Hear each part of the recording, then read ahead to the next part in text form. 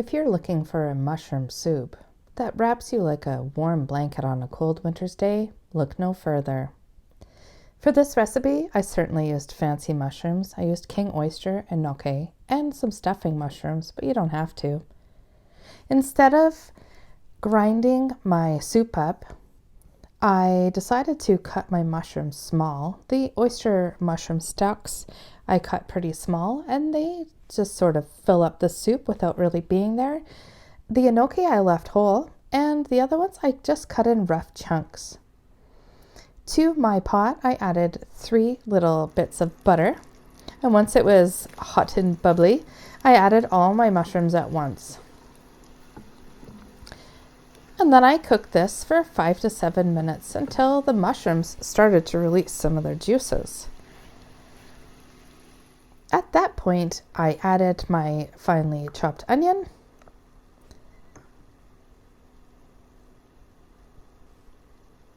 my minced garlic.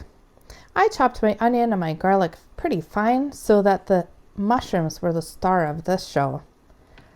I'm adding some fresh thyme leaves while we still have them. Winter is upon us here in southern Alberta at the moment.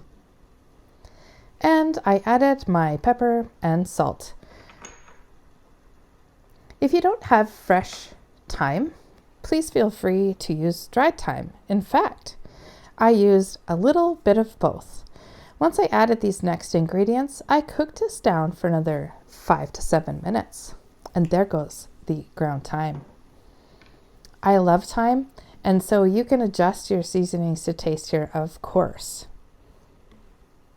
I added a little bit more butter in advance of making my roux. A roux is just a fancy word for when you add flour to something to make it thicker. So the butter added a little bit more moisture because these mushrooms weren't really moist.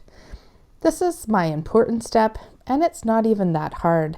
I just added a couple of teaspoonsful of flour at a time to this mushroom mixture, and I stirred it up, and I could see, and you can see, that there's still a little bit of moisture left in the pot. So I just added a little bit more flour, and you want to use up all the moisture that's in your pot. It absorbs in the flour.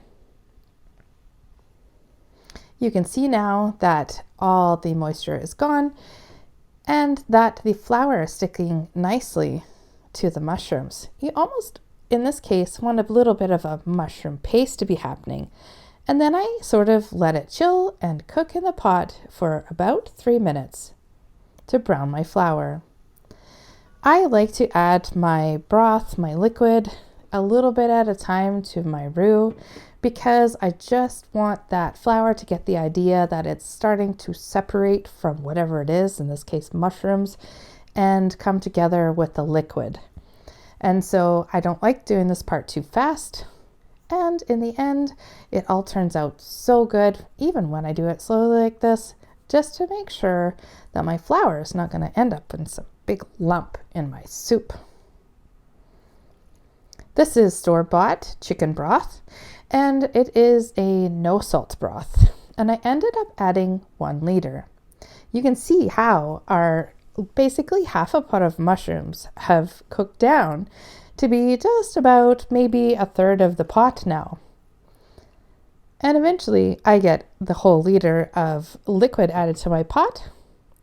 And this is where you're going to be giving that flour that is now incorporated with your liquid a chance to cook and thicken.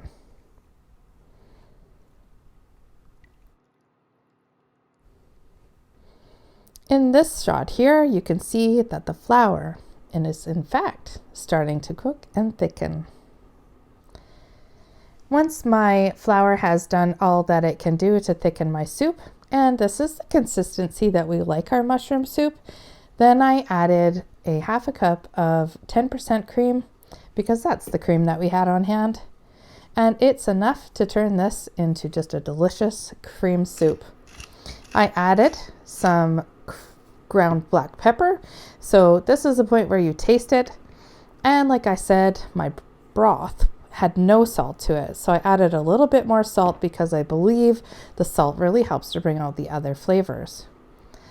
I ladled this beautiful soup into a bowl, and you should know with this soup, you guys, it is more delicious the next day if that's possible.